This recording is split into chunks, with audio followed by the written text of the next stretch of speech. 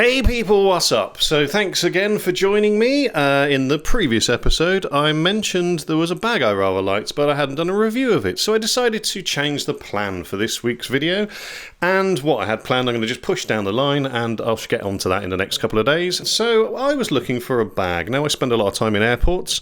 As some of you may know, my last 5 years of commercial photography, I think I've done one job which didn't involve me getting on a plane or multiple planes. So I was looking for a way of dragging my gear around the world. Lots of bags on offer. There's so many out there. Most of them have got this kind of traditional two-wheel setup, or some of them turn into backpacks. I was kind of debating on what the best solution was. So coming up is a review of what I settled on. So today I want to look at this bag. It's the ThinkTank Roller Derby. One of the first things you might notice is it has 4 wheels. But that isn't its only great feature. Now I know what you're thinking. Greatest bag in the world, really? The greatest bag? Well, let me just qualify that statement slightly. I'm talking about rolling bags that you can carry your gear and wheel around in airports. That's that sort of scenario. However, that was a little bit too wordy to fit in the title thingy.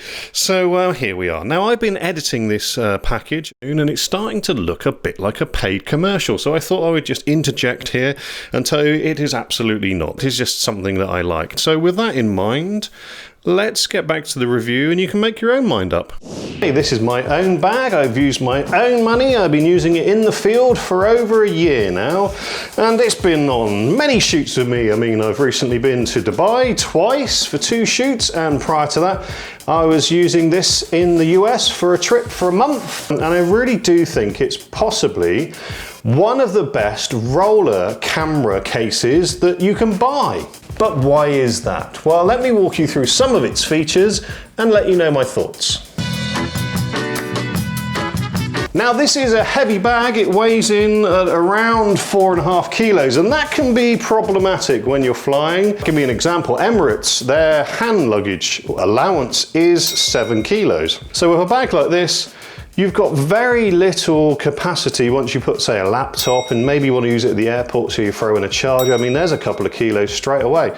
So what's started to happen now is it's actually the need and want for me to use this bag on shoots is dictating what carrier I use. But it's heavy for a reason, and that's because of the high quality materials used. I mean, these wheels, I'm not sure that I've even found any suitcase or any camera case ever that has better wheels. We'll come back to those though and start to look at the other specs. I'll just do a basic walk around and then let you know the things that I like and maybe dislike. So starting at the top here, we have a small zipper pocket. Now this, well, as we can see, I didn't even realize it was there, but that is where I keep my passport and boarding pass. Often. I'm going to put that back in there. Now I know at least where my passport is. There's also a small slip for putting in your business card. I don't tend to use that. So there is a front pocket. Now I'm told that this front pocket can accommodate a 15-inch laptop. I used to have the old larger unibody 13-inch MacBook Pro.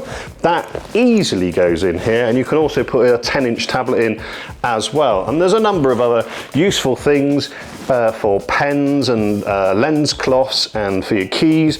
I found that when I start putting pens in here, I'm not able to fold this open, so it does restrict the access, and that's a bit tedious. So it might be nicer if they put the pen slots somewhere else. I don't tend to use those, like I said, or they could just make these zippers go down a bit further so it rolled down farther so that you could get into it.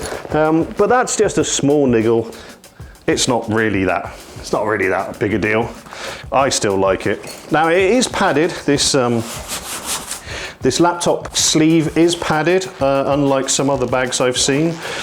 That of course adds to the bulk and the weight. Around on the side here, there is a reasonably useful steel cable, and it comes with this padlock. Now I didn't really think that I was going to use that very much. I mean, it sounds great in theory, but when you're going to actually use that? But I use this to travel on the Eurostar, so international train travel, you can't always have your bag with you on the train, and I found that what I did is I took out my laptop, I placed all the zips so that I could lock through them, and I put it in the luggage rack and sat right near the luggage rack, placed it face down so that it wasn't easy just to unzip the top pocket and pull stuff out. And then I chained it to the luggage rack, which was just behind my head, and every stop I just kept my eye on my bag, just, you know, just in case somebody walked off with it. And I found the fact that I had that extra security of it, the fact that it was tethered to the train, that was a great reassurance. So I have actually used that, and I'm glad it's got it. I mean, it does add again to the weight, but you never know when you might need that. So there's another pocket on the side here where I don't tend to use that. I've got some credentials in there. That's not so useful. I guess it would be okay, again, for your passport if you were traveling with it and it was at your side like that. The handles here are rather nice. They're replicated. You have the same handle on the top that you get on the side, and they're beautifully padded, and they just feel so great to use. They're really nice. I really like those handles. Back to the top is where we find the zipped pocket which conceals the handle. Now this has got multiple stages. You can use it for lock it in different heights depending how tall you are. I'm fairly tall. I'm sort of 6'2", and I find that when it's fully extended, absolutely joyous. And the handle in this is possibly as good a quality that I've ever seen. I mean, I don't really think I've seen a suitcase with such a good quality handle. So again, another win for the ThinkTank Roller Derby. Getting around to the back, we just have fairly plain profile, but it does have these guards for when you're dragging it up stairs. As you can see, mine's fairly dirty. The wheels are still muddy. I've dragged this through building sites, miles of train stations, miles and miles of airports, and it's still looking in fairly tidy condition, I think. Round on this side, you get a kind of slightly elasticated pocket, which I wish was slightly bigger, but the idea is you stick one of your tripod legs through the pocket here, and the other two just sit on the outside, and it comes with this sort of strap. It's velcroed into place underneath this stitched on banding here, and you can have it in various positions. There's more hook and loop under there, there's some under here. Just here is more like a sort of handle thing.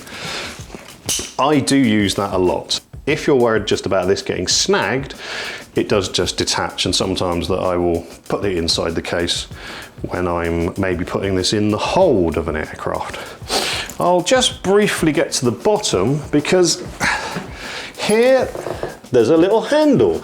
Now you might think, oh well, big deal, but I tell you what, for lifting this up with the top handle and the bottom handle to put it into the overhead or put it onto a rack on a train, it's amazing. It stops you from grabbing the wheels, particularly when you're pulling it off. And also if you're sticking it in the overhead, I'll pop it in like that. It goes sort of head first often because it's narrower at the head slightly than the base here.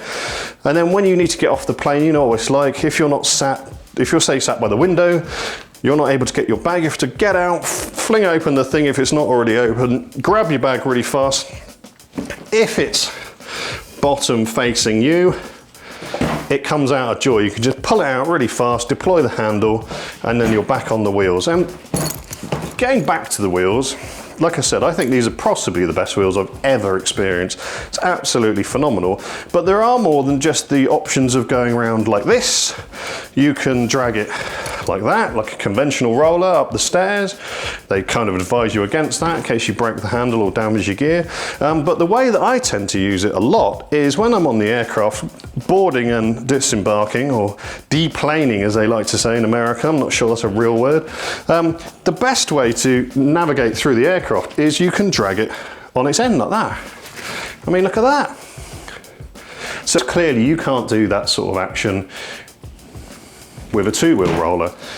So versatility and quality, I mean, this just off the scale, and we haven't even got inside. So let's have a quick look. I've got all my gear in here, or a lot of my gear, not all of my gear. I tend to keep my stills camera gear in this bag when I'm not really using it. Now, what to say about the inside? Because the handle goes down the middle, you do get these extra deep pockets at the side. And they are huge. I mean, there's a camera body. That thing is getting totally lost in there. I mean, it's just up on its end, it's still fine. I mean, these are obviously mirrorless camera bodies. You can fit full-size pro bodies with grips in these side pockets. You don't get quite as much space in the central pockets. They do just about fit with my cameras, so I can put those on end, which is great. It comes with a waterproof cover. I don't tend to take that with me. It does take up a lot of room. However, there's a few trips, like if I was working out of a bush plane, for example, we did leave all our gear because we're on an island and it's not inhabited. So we just left all our gear by the aircraft. That sort of situation, I would take my rain cover and strap it in case, you know, it'd be nothing worse than eating your lunch and then coming back to find that there's a huge downpour. That would be kind of tedious. So maybe if I left it unattended somewhere, I might use the rain cover. I mean, it's made out of a water resistant material. This just adds an extra peace of mind if you're out in a complete downpour. So on the front here we have two zipped pockets. That's just for all that junk that us photographers have to carry around the world. There's kind of pens and SD cards and spigot adapters and all sorts of things that we won't bother going into for this review. It just has some pockets at the front, as well as these extra pockets in here on the outside. It does come with a reasonable amount of dividers. I'd like to see more dividers, I think. They tend to cater for digital SLR users, and they would have sort of larger lenses and larger bodies. I've got lots of tiny little things, so I've had to sort of add some extra dividers from other bags that I had. I couldn't really find cheap set of dividers from ThinkTank, and I think it'd be nice if they just added some extra dividers. So there we go. That's the ThinkTank roller derby from ThinkTank Photo. It's not the cheapest case. I just had a quick squiz around the internet. I think it was $389 on B&H, so $389. And in the UK, there's you can get them from a company called Snapper Stuff. I believe they're the main importer, and it was about £340-ish, and that's a lot of money. And it's, like I said, it's not the lightest either, but I do believe that it's possibly the best. It's certainly the best case that I've seen, and it's the one that I've decided to settle on. I've yet to find any camera case with wheels to rival this. It's such a joy to use in airports and train stations, I'll tell you. Until you go out and use it, it's hard to explain.